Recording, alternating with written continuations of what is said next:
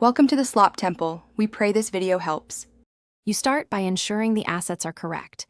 Your video should be MP4 or another common web format, and your subtitles must be an SRT file. Once done, name the SRT exactly like the video file name so Drive can pair them easily. Next, upload both items into the same folder. Drag and drop is fastest. Make sure the upload completes before you continue.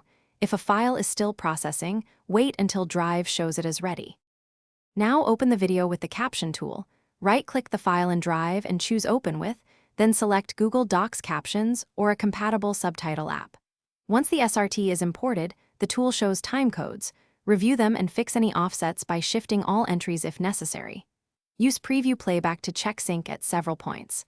Make small line break and timing edits for readability, then save. This step ensures your captions match speech and display correctly. Finish by exporting the edited SRT or embedding captions into a new video file if you need hard-coded subtitles. Once ready, set Drive sharing permissions so recipients can view the video and captions. Choose Viewer for general access. If something goes wrong, recheck file name matching, ensure the SRT uses standard timecode format, and confirm there are no extra BOM characters at the file start. If captions are out of sync, shift the timecodes uniformly and re-upload the corrected SRT file. Thanks for watching. Consider subscribing if we helped you.